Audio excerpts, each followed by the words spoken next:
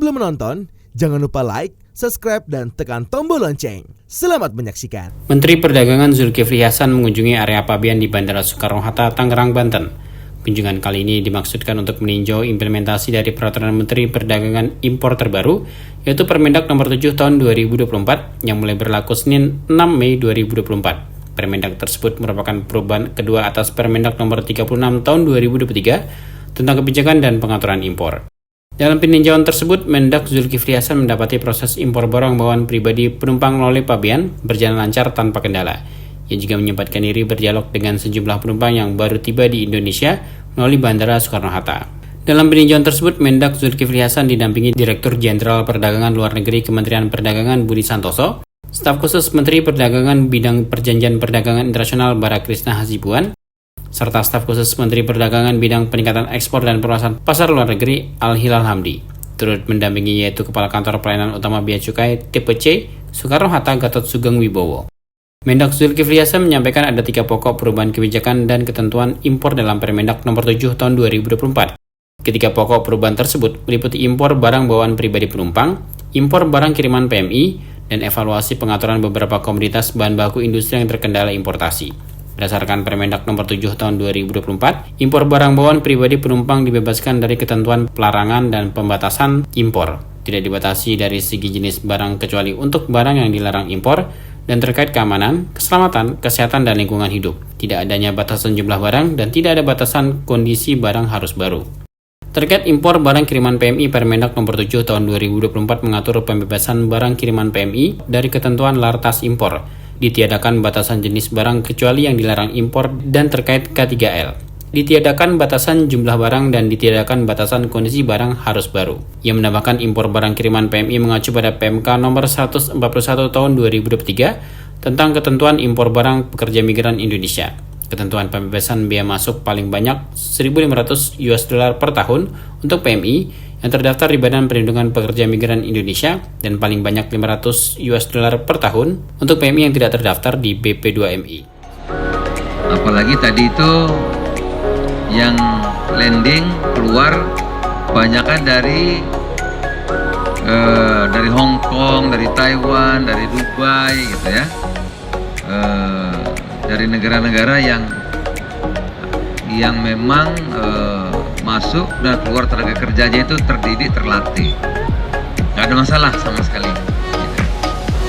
Mudah-mudahan dengan revisi Permendak itu segala hal menyangkut PMI sudah bisa diselesaikan.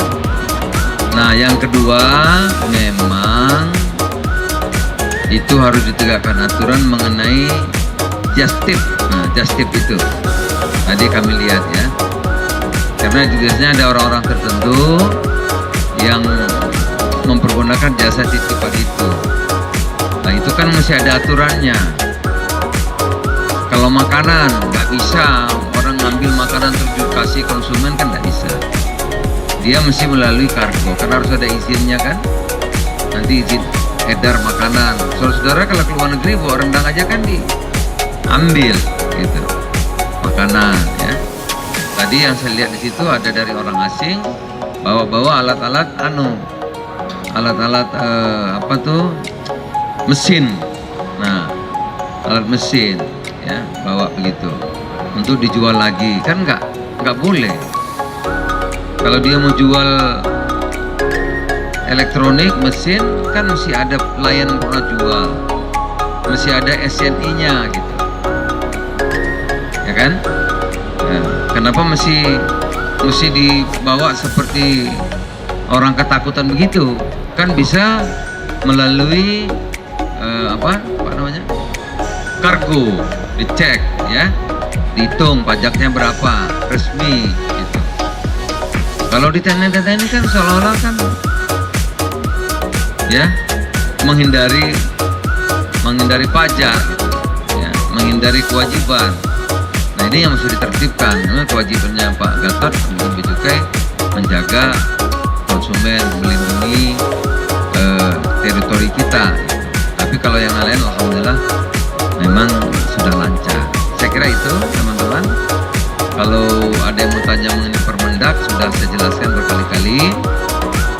Kalau kemarin orang belanja hanya 2, 3 disita nggak lagi.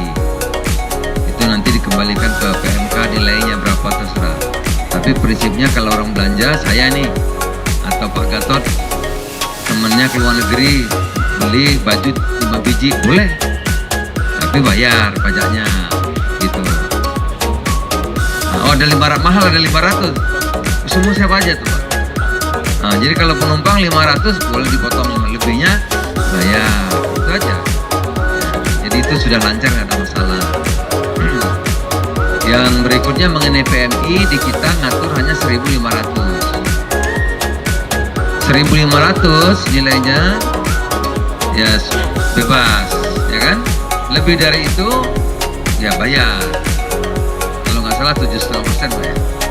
Ya PMI itu 7,5 lebih murah bayarnya. Nah, lain-lain silahkan diatur oleh PMK. Kami nggak ngatur lagi. Nah, PMK 203. Jadi kita nggak lagi. Kalau dulu maksudnya Permendak semua ya rame, itu yang bikin rame. Karena sebetulnya bukan di kita, ngaturnya di fiskal pajak di PMK. Apalagi ya? Nah, yang PMI kalau masih ada yang tertahan kemarin, ya karena sudah direvisi Permendaknya berlaku surut. Jadi yang kemarin-kemarin boleh pakai Permendak ini. Jadi tidak ada alasan, wah ini Permendak lama nggak berlaku.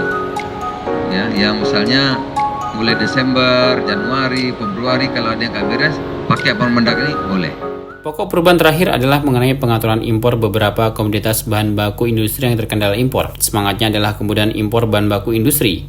Industri dapat mengimpor tanpa rekomendasi dari kementerian dan lembaga terkait dengan mengembalikan pengaturan impor untuk beberapa komoditas ke pengaturan sebelumnya, yaitu Permendak 20 tahun 2021, sebagaimana diubah dengan Permendak 25 tahun 2022. Komoditas yang dimaksud antara lain Fortikan Premixes sebagai bahan baku industri tepung terigu yang lartasnya menjadi hanya laporan surveyor dan dapat dilakukan oleh importer APIP dan APIU, serta bahan baku pelumas yang lartasnya menjadi persetujuan impor tanpa dipersyaratkan pertimbangan teknis dari kementerian dan lembaga. Tim Elgen Media melaporkan.